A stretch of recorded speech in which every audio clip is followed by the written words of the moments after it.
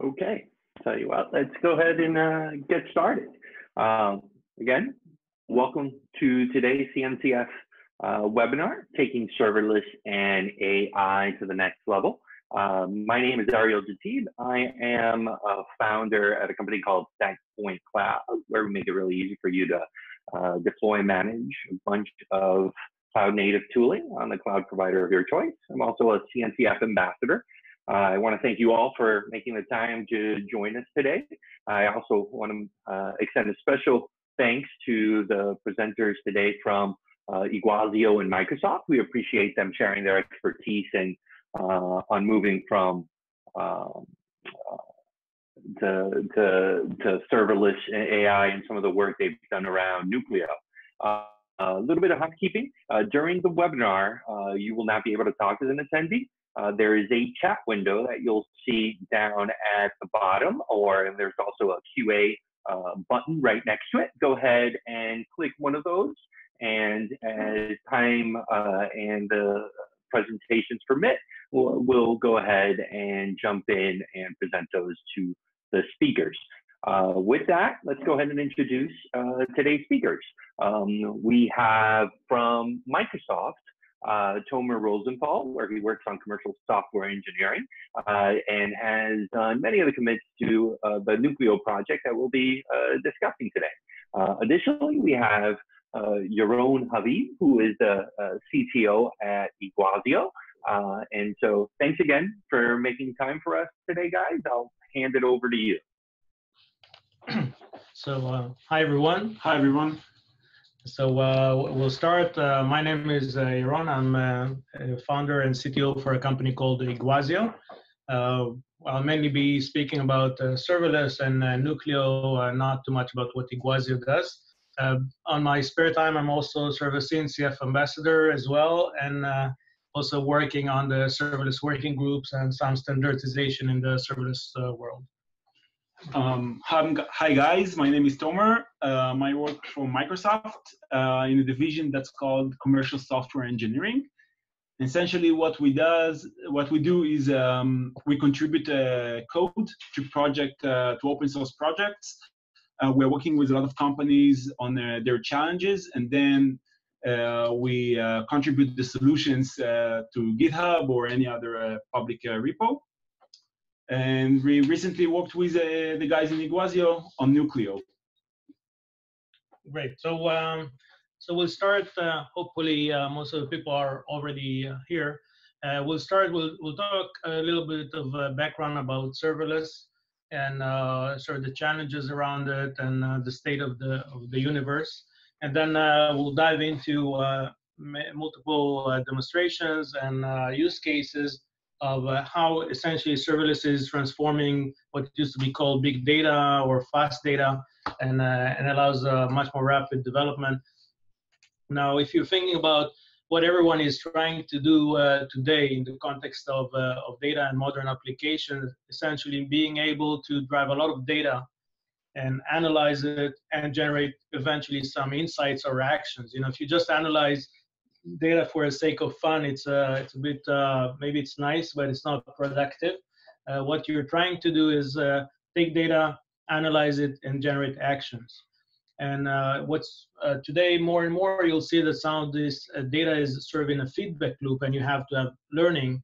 And the data that you have in your solution is not enough. You usually have to enrich the data or contextualize the data with other data, whether it's public data like weather, geo information, or maybe on-prem data like existing databases, or stuff that resides in the cloud. So the modern data pipeline or sort of data processing would be always like taking data, ingesting it, analyzing it, contextualizing it with external data, generating results, and some of the data is also used to learn and improve your results going forward. So what serverless here allows you is this flexibility layer and this highly scalable and elastic layer of computation. And that needs to run on top of some data services. It's not a challenge today anymore in the cloud. You go to any cloud provider, you'll get databases as a service, object stores, streaming solutions, even like 5 of each per provider, okay? and no shortage in that. And also within the other solutions are many commercial solutions, including what we do in iguazio on sort of the data side. And what this architecture needs to provide is essentially, the first thing is immediate insights, the ability to process a lot of data fast and generate results. Second is delivering smarter decisions that impact the business. So introducing AI, introducing aggregations and enrichment of different types of data. And eventually, if you do all those things and it takes too long, that's also a challenge. So what serverless and microservices in general allow you is rapid time to production. And it's not just the development portion, because people tend to forget there is the operationalization phase, which is usually takes 80% of the time, which is, you know, deploying, testing, running in production, scaling out, etc. And this is the big part that serverless solves, not necessarily the development, because it's still an early phase. Sometimes the development is actually harder. What serverless really solves is the operationalizing your application at scale.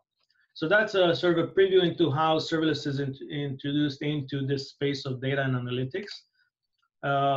You know, there is a small question here: is it limited to the cloud? And what we're trying to show here in the session, that you could get nice things in the cloud, and that will be sort of the Azure piece. But also you can run in the edge or on-prem using open source solutions or commercial solutions. And the power of this is really that you can have a hybrid solution.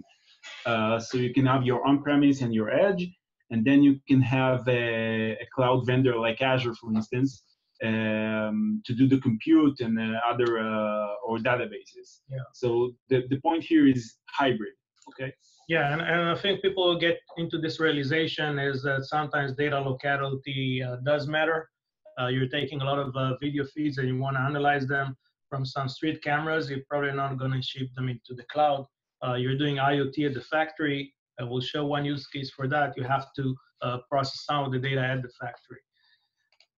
So when talking about services, there are a bunch of issues and good things and bad things. So the good thing is it's pretty cool. Everyone likes it. It's easy to deploy. There's no scripting involved, you know, all the Docker files, builds, all that. It's auto scaling without you doing anything about it, you know, price per invocation. And you don't need to think about how to do the event triggering. You know, API gateway is baked in for the cloud providers. Also, other messaging and streaming solutions are sort of baked in. You just need to write your business logic, and it handles versioning, lifecycle, etc.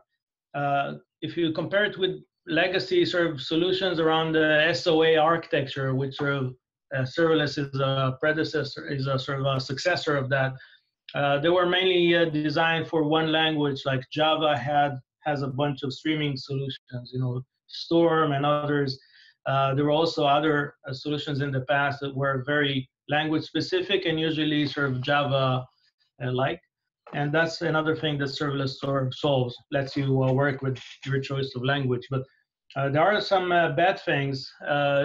Typically, serverless is extremely slow. We're talking about tens of milliseconds, if not hundreds of milliseconds per invocation.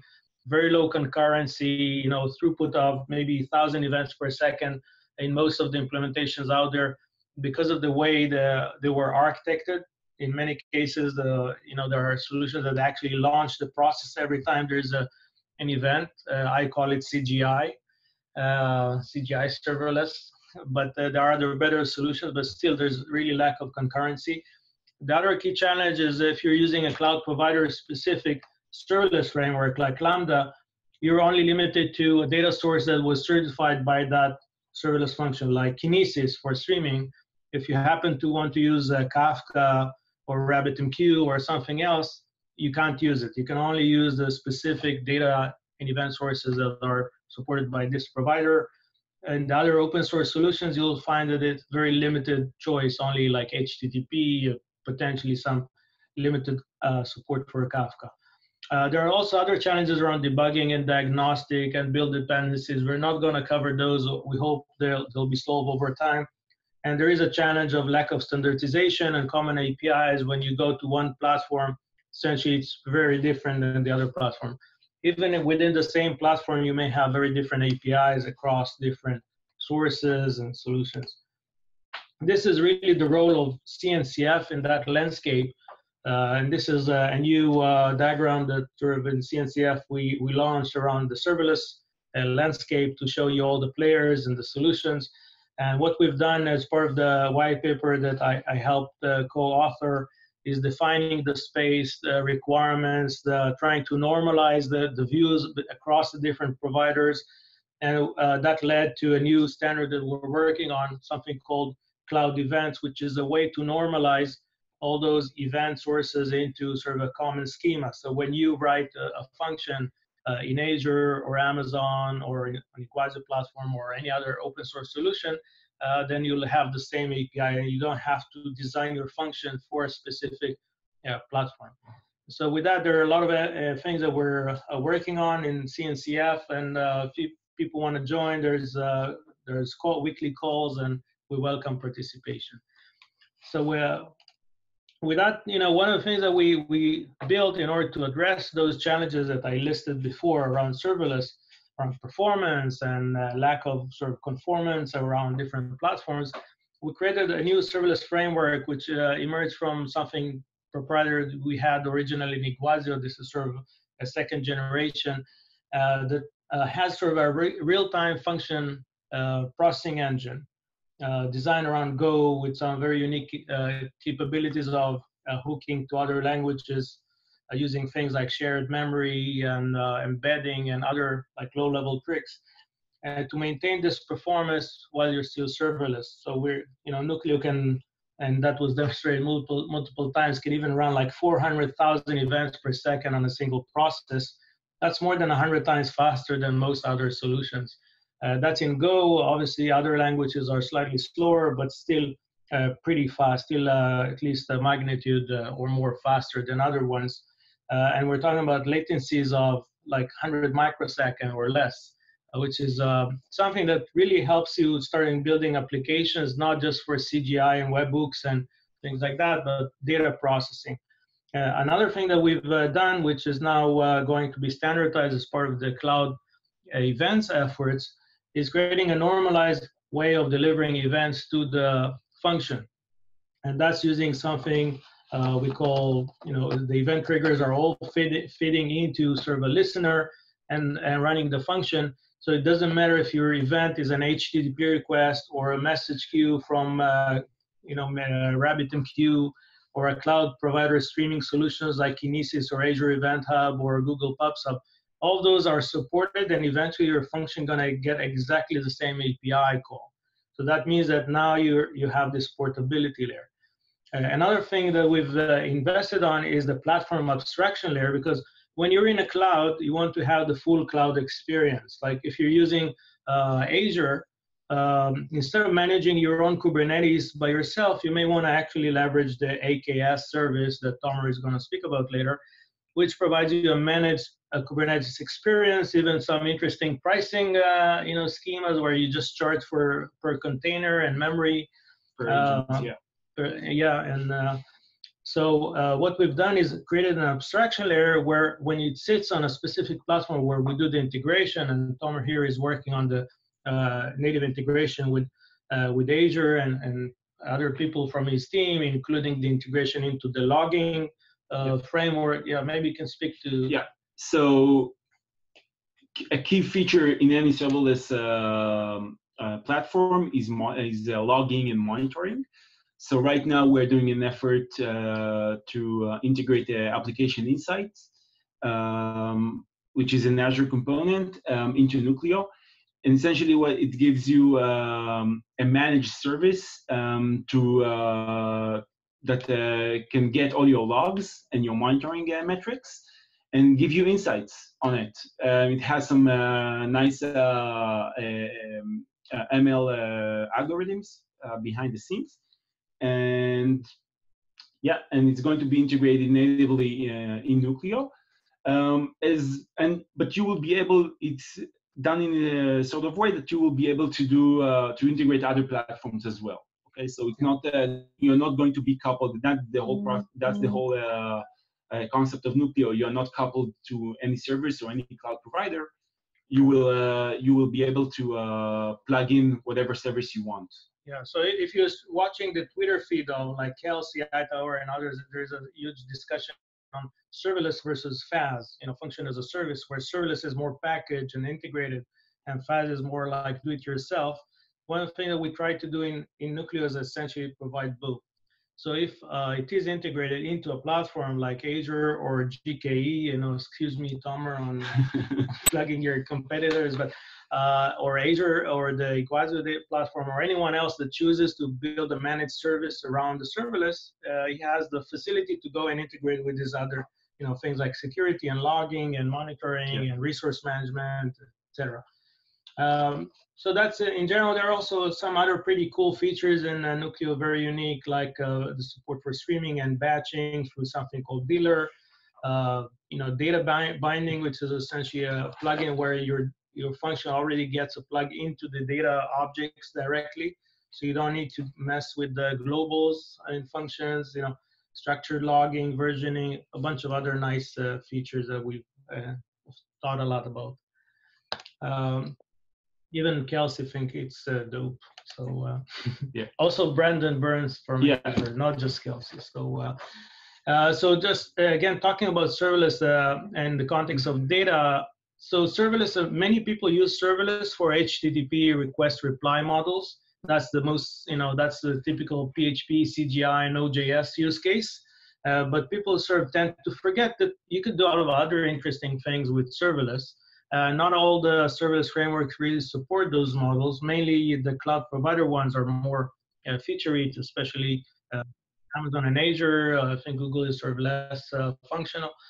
And what you have is essentially three main invocation models in serverless. The synchronous, like the HTTP request reply model, where you invoke a function and then you get a response. You don't really know which function answered that request. And you're just getting the response. Another one. And one more comment about that. I think most of the open source platforms today support HTTP only. Yep. And if they have other triggers, it's above the HTTP ones. Yeah, I'll talk about it. The other one is the asynchronous message queue. Is I think of SQS, SNS, or I think in Azure it's also service bus. Yeah. And or RabbitMQ, if you're familiar with sort of the open source project, that's essentially like an exchange, like an email exchange. You're throwing a message, and every function will pick up one. It sort of delivers. There's no ordering in those messages. They can essentially be processed in any order. That's why it's called sort of an asynchronous structure. And then there is another model, which is streaming model. It's different than asynchronous model. Most of the open source frameworks today support only HTTP, and some may use Kafka, but they essentially use Kafka in the asynchronous mode with a single shard and a bunch of functions that read from the single shard, so it's not really high performance. What you want to do for streaming, and that's something that Azure and Amazon and Nuclio support, is the ability to have multiple shards, multiple partitions of the stream. And those partitions will be consumed by multiple function instances. So that's providing you with parallelism. There is a big challenge in streaming because everything has to happen in order, and there's a notion of checkpointing, so something needs to manage it.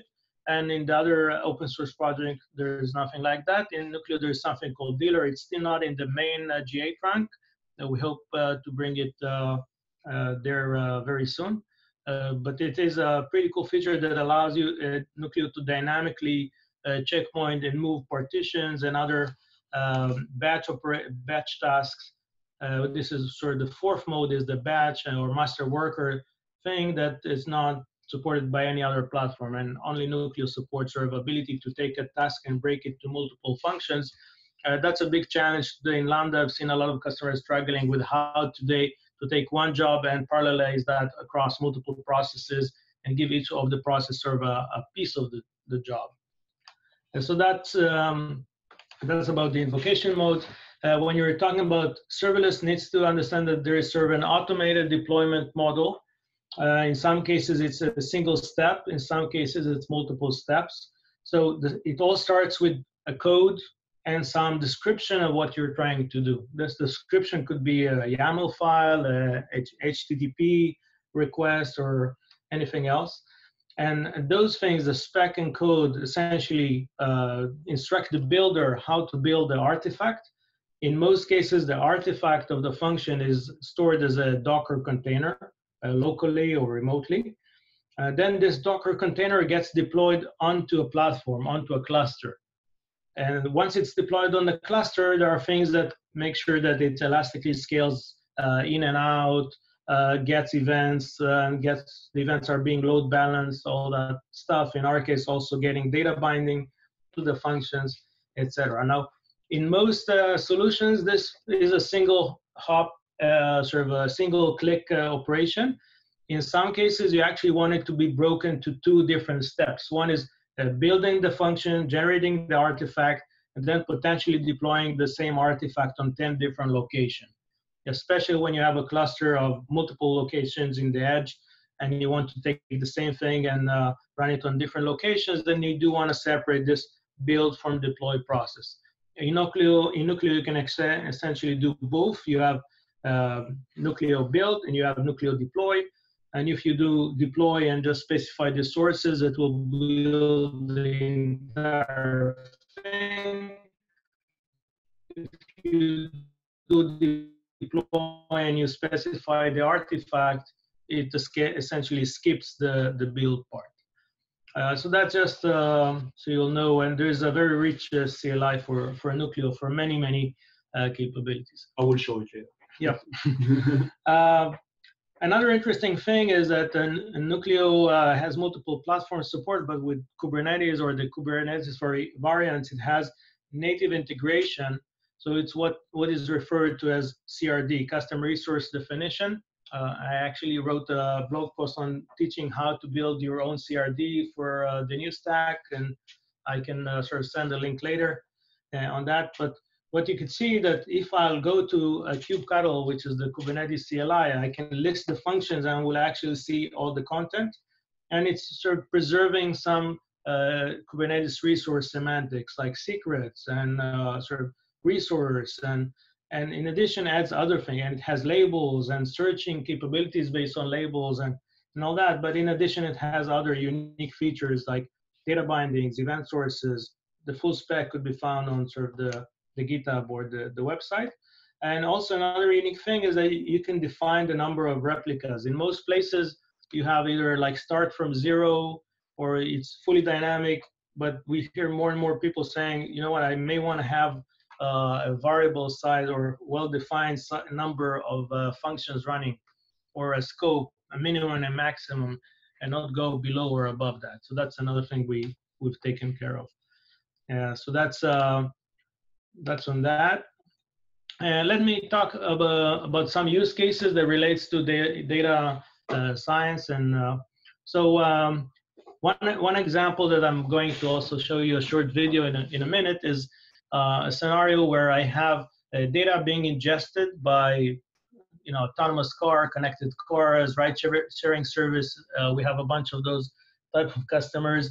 And this data needs to be sort of aggregated, potentially contextualized with other, for example, location data from Google Maps service in this case. So we essentially run a function that intercepts the calls from cars and devices, contextualize it, and store the data in a sort of a NoSQL data layer. The next thing that you want to do is take all that data that was ingested and run some machine learning prediction on top of that data to potentially see future trends. And once you've done that, you may want to do other queries on that. But the cool thing that we did in this case, instead of running SQL queries, which is pretty boring today, we're talking SQL, or we're talking to the system, and the system will automatically respond with voice responses as well as graphical responses of the result. So essentially, we created something which up to a couple of years ago was totally science fiction. We actually did that in a couple of days. during one of our hackathons. So I'll just show this this demo. Okay, see this is my screen, and this is one of our guys talking to the system. Remember, whatever he's saying is translated using the deep learning as into text. That text is being translated into SQL queries that are running on real-time data that is enriched with machine learning. Okay.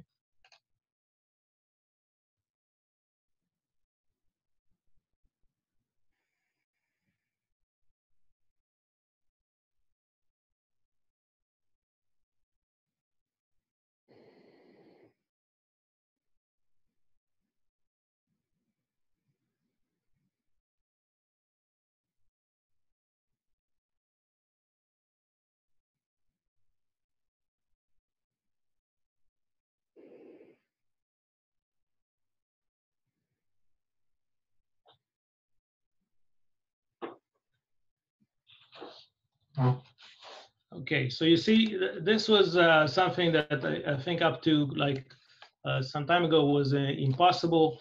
I think many people that deal with data still think SQL, and this is just opening the the imagination to show you that you can start using voice and text and video and chatbots in your system. But this is really where serverless shines, because the API is now no longer URLs and HTTPs. The APIs become Slack, become voice, and you need those functions that transform this data, which is unstructured or sort of natural, to always manipulate that. And that's the best application for serverless, and what you'll see many of the serverless examples showing.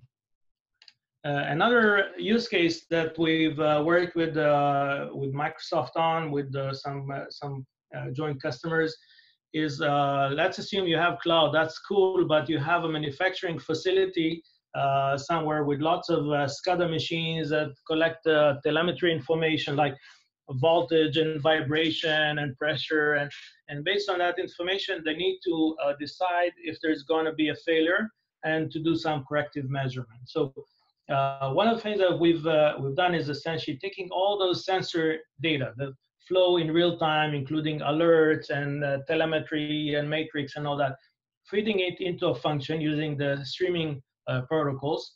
Then this function, essentially what it does is building buckets and aggregates, essentially collecting sum and standard deviation and other information into arrays within sort of our NoSQL. And that, if it finds some immediate anomaly, it doesn't need to be too clever and run AI. It could immediately alert another system. The same data could also be visualized using some NoSQL API in a dashboard. The next step is, again, to take this periodically, those vectors that accumulate all sorts of statistical information like sum and variance and averages, and feed that together with other information like the machine learning model, machine metadata, when was it serviced the last time, environmental data like the weather in this specific location, etc.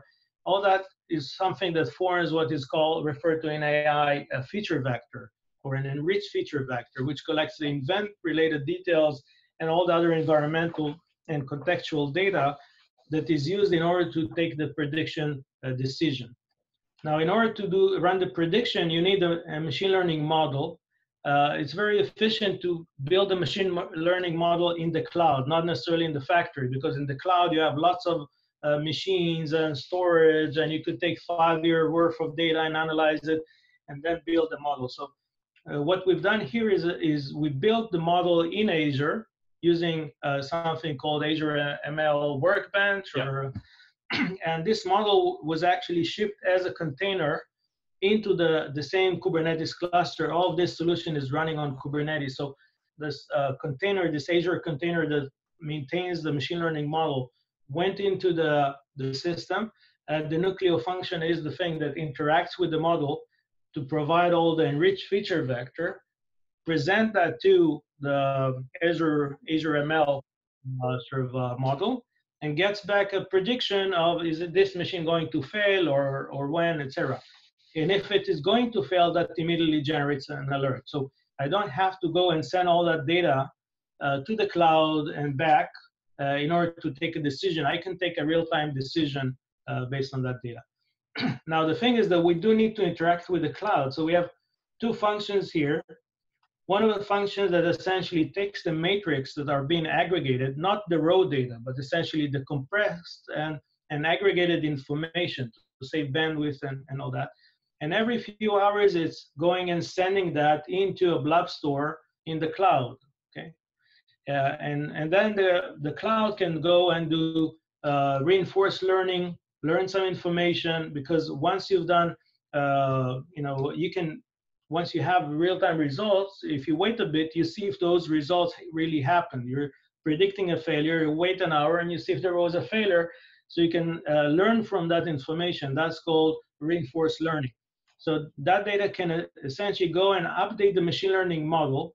So the cloud can essentially just put a blob in a blob store, in an object store, and this put in the blob store or object store will generate a web trigger, a webhook, and that webhook can essentially trigger a function that takes that machine learning model and stores it back into the platform and reinitialize the model. So what you see here, I didn't use anything else beside serverless functions and a NoSQL database to build a complete solution, and that thing interacts with the cloud services in a very clean way. No need to manage virtual machines, no need to install your Oracle of choice, your MySQL, deal with hard drives and SSH, none of that. This is essentially an extension of the cloud that happens to be in the factory and uses sort of Kubernetes as the orchestration layer with a managed service from us. And all the sort of intelligence logic is pushed from the cloud because it's all artifacts, it's all Docker containers. Then you just do a pull image and it's running on the edge. You want to add anything, Tom? Yeah, it's a classic hybrid scenario where you can actually leverage the cloud. GPU machine, you mentioned the compute, so GPU machines.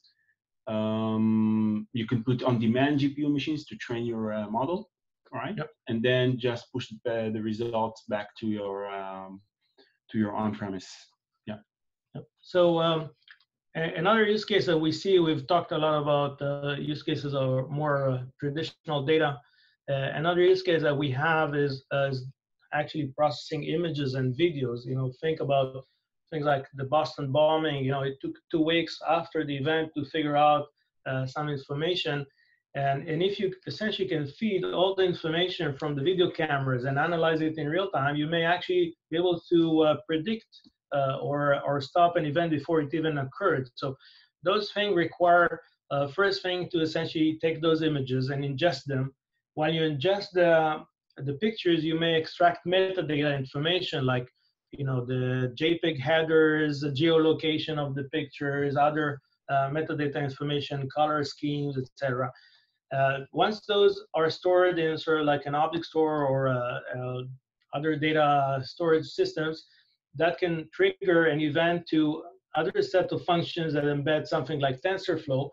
And using deep learning, they can analyze those pictures and try and extract other meaningful information from the actual pictures using a pre-learned model.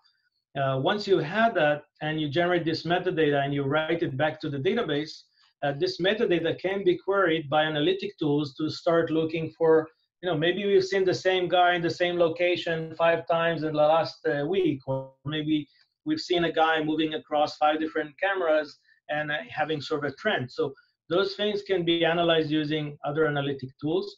And eventually the system may actually generate triggers that will send an SMS or an alert to someone to deal with that.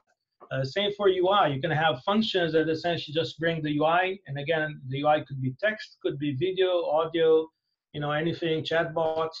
So this is another thing where you see that serverless, which is stateless and very elastic, coupled with some managed data services, provide you a very powerful and rapidly deployed solution.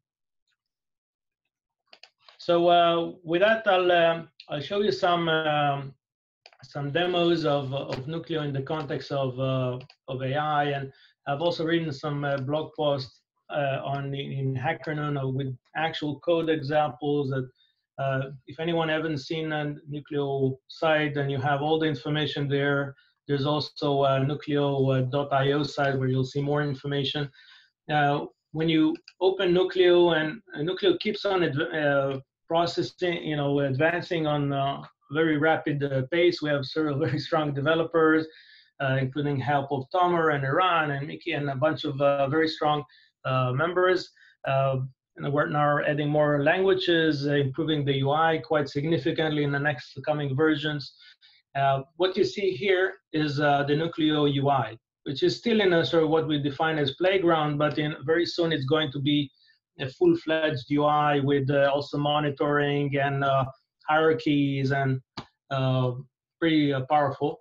What you can see in the nuclio UI, that when you open it, and you can install nuclio just using a single Docker command. You don't really need Kubernetes. You can, if you go to the website, you have an instruction. It's essentially just typing this command in your Mac or your Linux, and you have a nuclio running. Just open port 8070, and you have on Windows also. Even on Windows. Cool, yeah. Yeah. Sorry, Tomer. Yeah.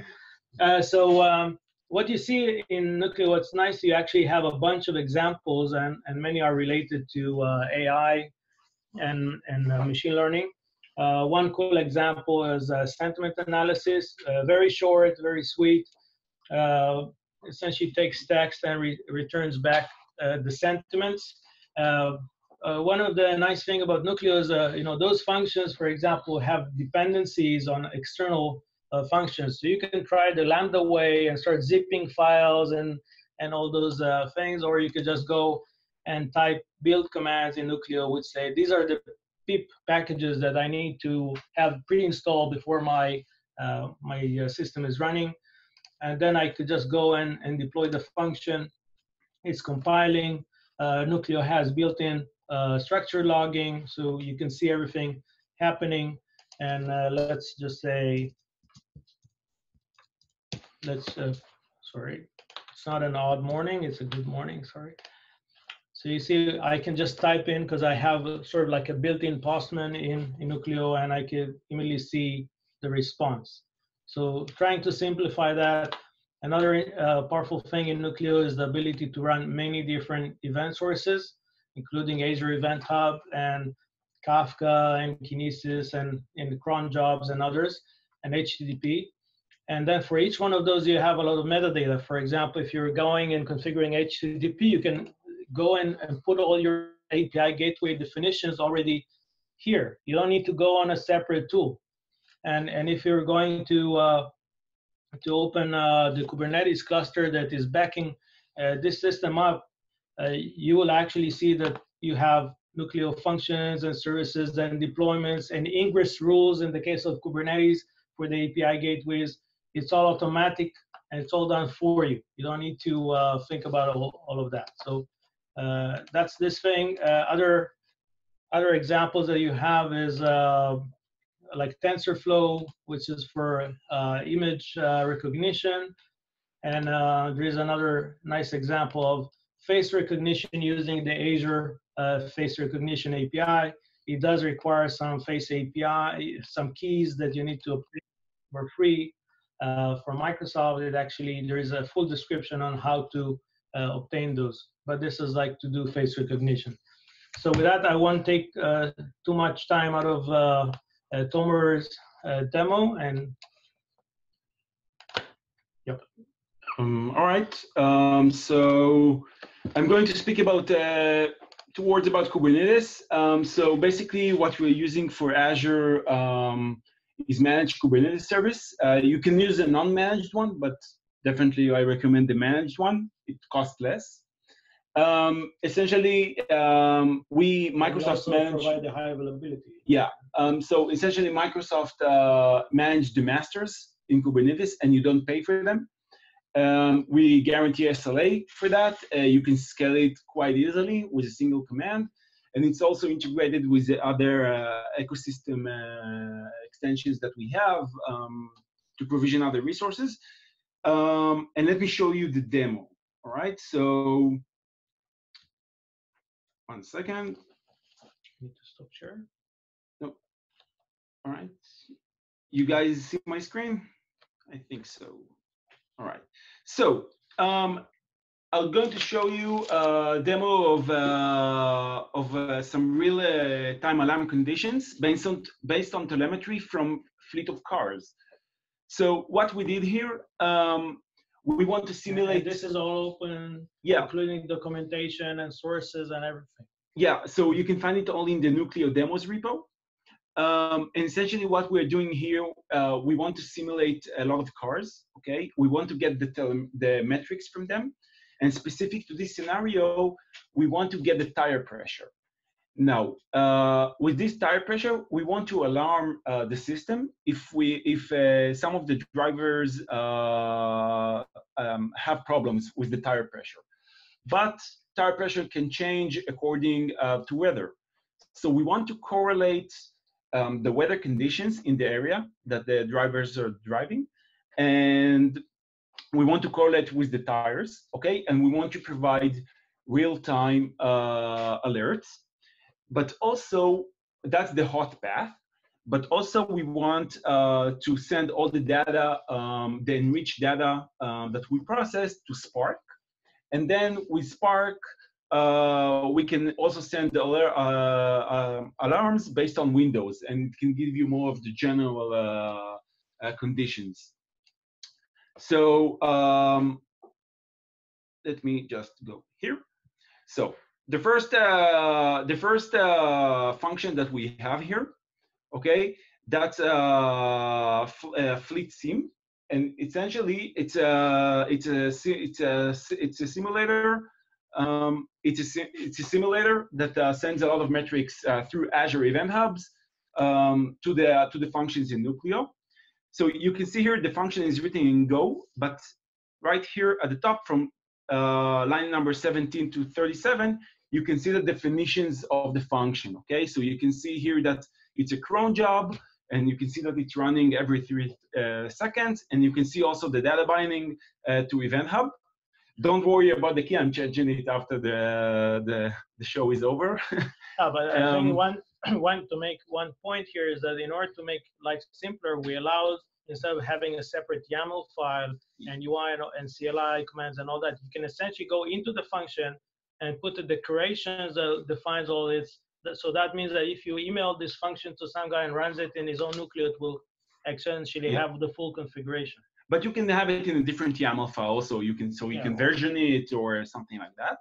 So but I won't go through the code, but we generate a lot of data and we send it to Azure Event Hub. That's one function. Now the second function that we're looking at, it's the sensor handler. This function receives the stream from Azure Event Hub. It processes the data. It sends it to another function called weather. Okay, and here, based on the location of the car, we are generating some random weather condition. Okay, and sending it back to the sensor handler function. Okay, and based on that, we will have. Let me go right here. Based on that, we will have different alarms, okay? All right, so let me show you the actual demo. So I pre-recorded the function. So it will first start by showing you the kubectl get nodes, which this is my AKS cluster, okay? So you can see that I have 2 nodes, okay? We will deploy Nuclio, okay? So I created the namespace from Nuclio. And now I will run to a YAML deployment file to create Nuclio in my AKS cluster. So you can see that it's very, very fast. I have another command running. So that means that you didn't have Nuclio right now. No. You're installing it from scratch. Yes. Just so you'll notice, you know, some serverless framework, it takes a lot of time to deploy. No, it took me literally like 2 minutes. And you can see that everything is that I have 2 pods. Okay, and now we will install the functions, okay? So the first command will be a nuclio deploy weather, and the weather file, the weather go file, okay? And it's building the image. It takes a couple of seconds, okay? And then it will push it into Azure Container Registry, which is my private container registry, because I don't want my functions to be up for grabs in the public world, right? I want it to be private. Other services, I assume you have security and scanning and. Exactly. So in Azure Container Services, you can use third parties like from Aqua and other services to scan your images. And of course, everything is backed by the whole Azure security mechanism. And so this is the second function that you see now. You see that it's deployed, okay? And you will see the third function in a second, okay? And then we will log into it. So this is the flight sim. And after that, you will see that I have 3 pods, all right? So the 3 pods are the functions. Yeah, and you could also notice that Nuclio has versioning. So because we haven't used the versioning, so all the functions are labeled as latest. Yeah, but you can definitely label them and see everything. All right, so now I will see all my pods. Okay, so this is my pods. Now, first of all, let's look at the flight sim, okay? So, hold on. Let me just break it. Let me do this again. kubectl get po nuclio.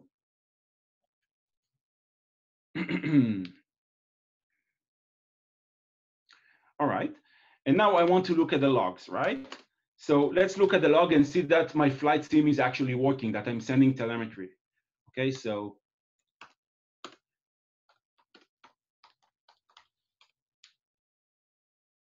and you can see that I'm sending this function is generating a lot of telemetry. You can see the latitude, longitude, and other stuff. Okay, and also let's get. Yeah, another interesting point in Nuclio, the logging is non-intrusive. So it has level based. So you can say right now I want to run my function in debug level or error level. So in real time you can change that. When in places like Lambda, it records even your debug messages. So the debug message will actually slow you down. Yeah. In Nuclio, you can change the runtime level, so your debug will not influence it will not generate any overhead. Okay, so now you see that all the function is working, everything is connecting to Event Hub. I want to go back a little bit to the function itself. So you mentioned before that we don't want to couple our function to a specific service. Okay, so if you look at the signature of the function, and that's very interesting, you can see that I have a context, okay, which basically that's right now we have there the nuclio logger, okay, which is it doesn't matter which language you write your function in, you will have the same interface. And then another thing that we have here, it's the nuclio event, and basically the nuclio event, it's that's the event that have all the details, all the properties from the event that I'm getting. Yeah, and you also have in the context of the data binding. So yeah. We don't need to mess with the globals like in Lambda. You don't need to put your credentials in the function. It's all managed and preserved by the runtime for you. So essentially what this does, the event, it doesn't matter if I connect Azure Event Hub or an HTTP request, okay, for that matter. I will get the same event, maybe a little bit of different data inside, but the interface will be the same. So you can actually test this function with HTTP or with Azure Event Hub. Now, also another stuff that I have here with the data binding. So after everything is set, okay, so I'm sending everything to the enriched fleet event hub, okay, which is after we correlate all the weather and the tire pressure conditions. I'm sending the messages back to Event Hub. Because why? Because I want to send it back to Spark, okay? And then Spark will receive, is connected to Event Hub, okay? And then I want to process the messages there. So you can find here also a demo scenario that you can see here. I'm connecting to event hubs. I have to partition in that case. And then here I analyze all the variables that I get from the event hub, the enriched fleet event hub. Any question, guys? Yeah, so I think we're sort of done with that part. Maybe if we have a few more minutes, can you go over a little on the CLI of yeah. Nuclio So Nuclio, actually, that's to connect to the Nuclio playground in Azure. It's quite easy. Basically, just a very simple port forwarding. Okay, and then you can have local host because you don't actually want it exposed with a load balancer. Okay, and a public IP. So you want to make it more secure. So if you have access to kube control, you will have access to Nuclio, but that's like protecting your SSH keys. Yep. Nobody and on the CLI. Yeah, and on the CLI, basically very simple. So the CLI is that it's written in Go, very simple, and then just commands to do a new call deploy. You can see here that you just specify the name of the function, okay, the path of the Go file, okay, the namespace that you want in Kubernetes for the function to be deployed, and then the runtime of the function. Now, it's even, it's even trying to figure it out automatically. Yeah. And you don't have to, the runtime, you don't have to do it. And another important thing is that the source doesn't have to be local. You can actually point the source to a GitHub location, to a zip file, to like an object store, and then it will actually pull the code from remote for you. Yeah. So that means that you can create, open your editor, write some functions, commit to your GitHub, and run the deploy process again. Yeah. And we're working on enhancing that even further.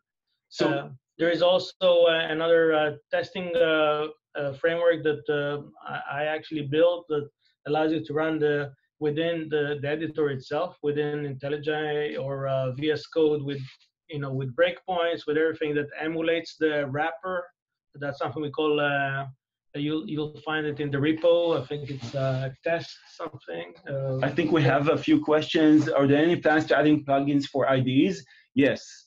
Good question. It's a good question. Yes, but I think Yaron is rather if it's okay. And you can suspect which IDE sort of the open source one. Yeah, which IDE sort of Tomer is sort of affiliated with. But yeah, there is plan. We're also working with a company called Solo.io, if you're familiar with Squash, which is like a remote microservice debugger, to be able to do remote debugging of functions as well. We can definitely get the contacts. So the question is if we can get the contacts, we can do that. There's also an active Slack for Nuclio. There's a link, you'll see it in GitHub. Just join the Slack. The team is trying to be very responsive. And if you have any questions, you could just ask over there. Hey guys, Ariel here. There's another question a little further up thread. Does Nuclio complement Apache OpenWhisk, or is there any similarity on the platform itself? So those are sort of different solutions. The OpenWhisk comes with IBM. OpenWhisk is not as performant as Nuclio. The design is quite different if you know how it's working. It has essentially sort of an asynchronous design, which leads to higher latency and slower performance. Also, in terms of deployment, OpenWhisk requires a lot of dependencies. Go try installing it.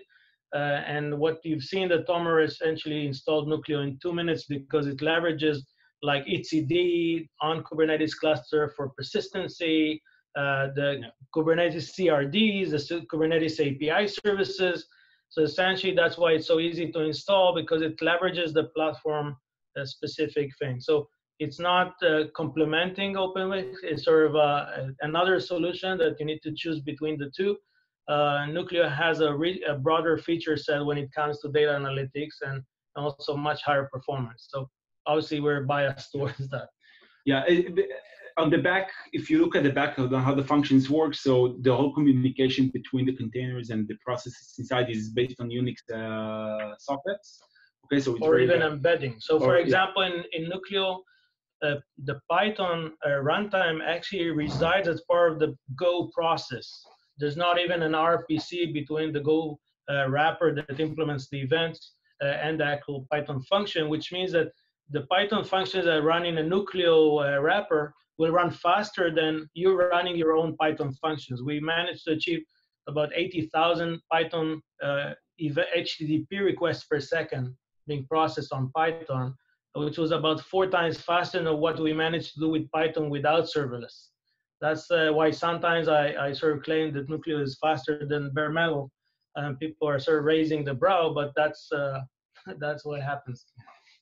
Question. We have one last question here. It's a very general one. Is nuclio production ready? I guess to build on that a little, are there any examples of companies using this currently? So there are a bunch of companies using it in sort of various scenarios that are not sort of like mission critical right now. We have committed to them that around April timeframe, April-May timeframe, there'll be a production worthy release. We've invested quite a bit on production-related features recently. You see, we're added like liveliness hook and readiness hooks, and right now, you know, for example, we've validated that when the runtime is up, the function is everything is sort of reporting that it's up, and only then we sort of responding. There are a lot of issues, things that we're dealing with around HA and robustness.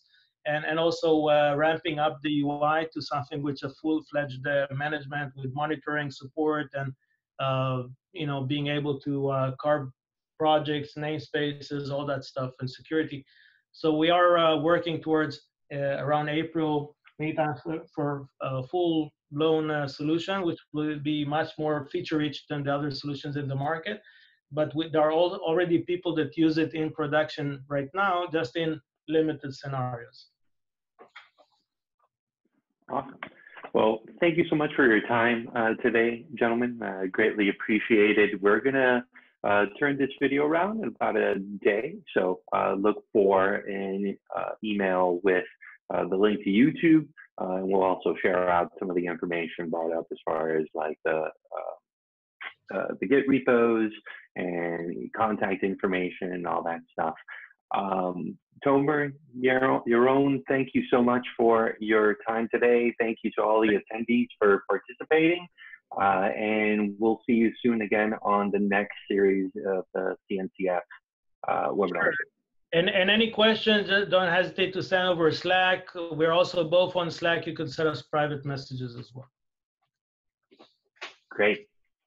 Thank you. And I think Yaron's Twitter handle is also on the event page. Yep. Another way to contact him. All right. Thank you all much for attending. Thank you, guys. Thank you. Our pleasure.